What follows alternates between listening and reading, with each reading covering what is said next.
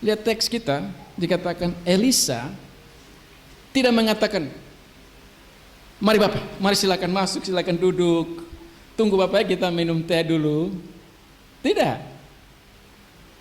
Elisa menyuruh seorang suruhan, artinya menyuruh pelayan, dan mengatakan, pergi mandi 7 kali di dalam sungai Yordan. Elisa tidak keluar, tidak sambut Naaman. Dia kirim pesan. Anda yang adalah Naaman, pikirannya bagaimana? Oh, ya kurang ajar ini. Masa dia suruh beta begitu? Sonde keluar lagi. Tapi disuruh dia punya pelayan budak datang ketemu. Dipikir beta siapa?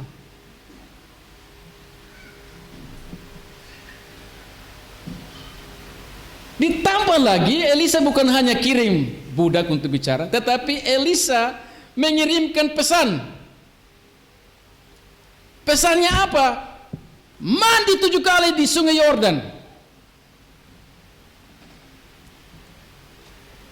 Ini pesan yang luar biasa, yang bertentangan dengan pikiran manusia. Karena apa? Karena negeri Aram itu negeri yang makmur, dan sungai-sungainya memang sungai-sungai yang besar dan ada air yang jernih dibanding sungai Yordan. Kalau saudara baca baik-baik, sungai Yordan itu sungai yang itu sama seperti kali kecil di belakang rumah sana, kali kecil yang kalinya itu ada air sama seperti kali Dendeng mungkin. Ada air tapi juga ada lumpur, bukan kali yang, bukan sungai yang besar sekali yang ada air banyak. Jadi si panglima tentara Naaman ini berpikir, mana lu suruh saya pergi mandi di itu kali yang kotor? Baru bukan mandi 1 kali, mandi 7 kali lagi. So itu lulusan kasih tunjuk lu muka hidung.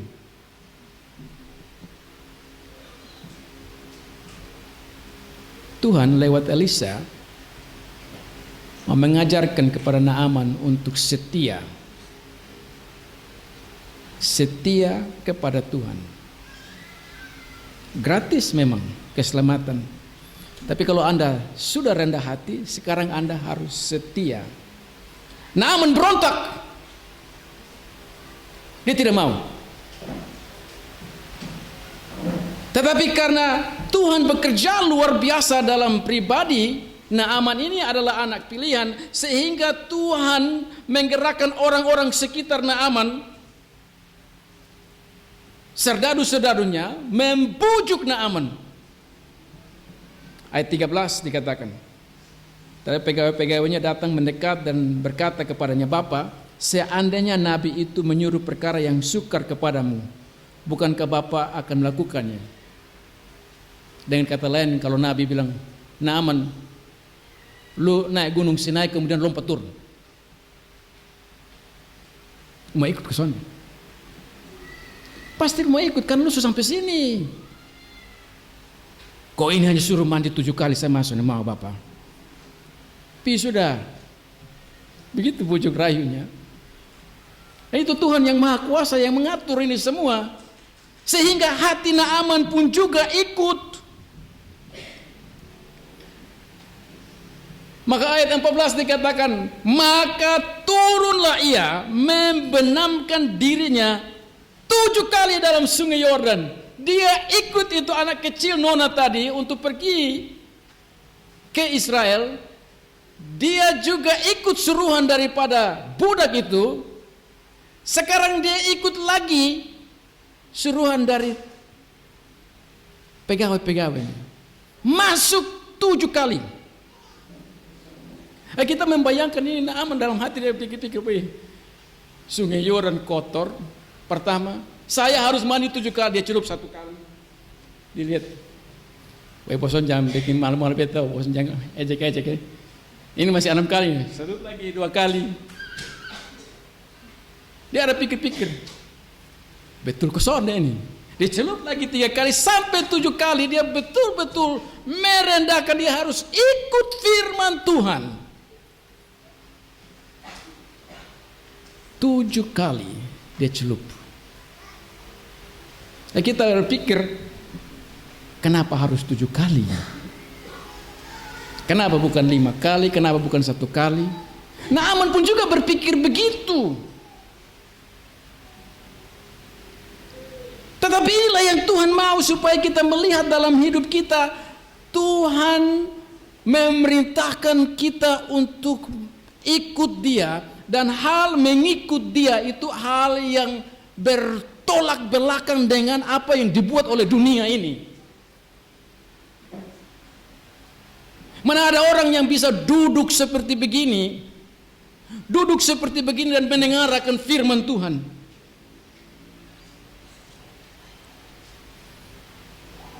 Di rumah saya mau mengajar, saya punya anak Isaac. Saya bilang pergi ke gereja. Saya tanya, kenapa harus pergi ke gereja, Isaac? Dia hanya jawab dengan polos, supaya beta bisa bertemu oleh kawan Harvey, Lulan, dan lain-lain. Saya bilang tidak. Lu pergi gereja untuk bertemu Tuhan, untuk mendengar firman Tuhan. Tahu dia balas apa kepada saya? Dia bilang, lu bukan Tuhan. Beta lu yang khotbah Bapak. Tapi kan bukan Tuhan, lu bukan Tuhan. Ya, anak kecil itu berpikir logis. Yaitu bahwa di gereja ini ada pendeta, bukan Tuhan. Masa kita datang untuk mendengar Tuhan? Datang untuk dengar Bapak itu khotbah. Tetapi saudara dan saya mengerti bahwa Elisha dipakai oleh Tuhan, bahwa pendeta yang mengajar dengan dipakai oleh Tuhan. Maka itu dalam gereja seperti ini kita taat, kita dengar firman Tuhan, kita rendah hati, kita mau ikut. Meskipun itu bertolak belakang dengan pikiran kita, bertolak belakang dengan dunia ini, tetapi kita mau dengar firman Tuhan. Maka itu ketika Tuhan Yesus memanggil murid-muridnya, ada murid-murid yang sebelumnya mereka alasan kiri kanan, tunggu saya pergi untuk kubur orang tua saya dulu. Tuhan Yesus mengatakan, biarkanlah orang mati menguburkan orang mati. Artinya, Anda kalau mau ikut Tuhan, ikut Tuhan. Jangan alasan kiri kanan.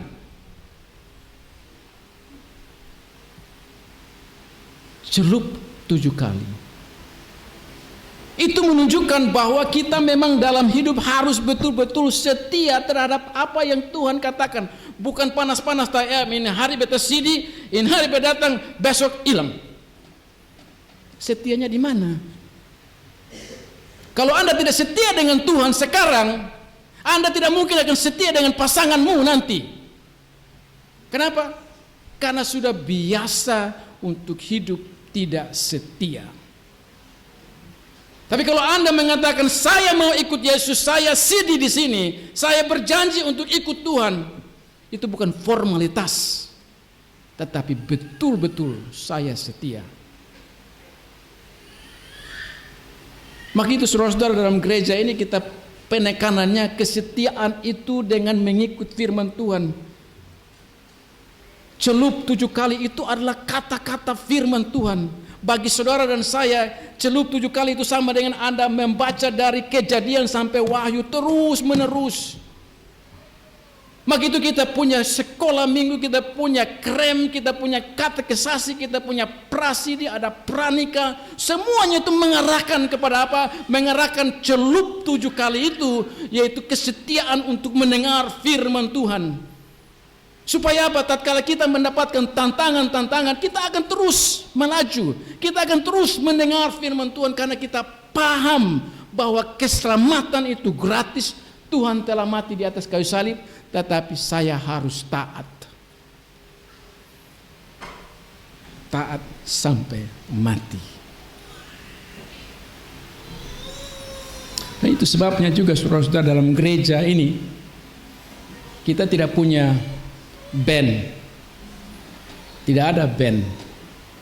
Kenapa? Karena yang paling utama dalam gereja adalah berita firman Tuhan. Anda lihat datang dari jam 7.30 sampai jam 9:30 seluruh liturgi itu diarahkan kepada pemberitaan firman Tuhan.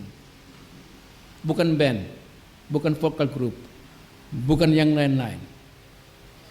Tapi kalau band itu ada, maka yang terjadi ialah bahwa orang lebih melihat kepada itu, bukan firman Tuhan. Kita perlu celup 7 kali mendengar dan mendengar firman Tuhan dan melakukan akan firman Tuhan.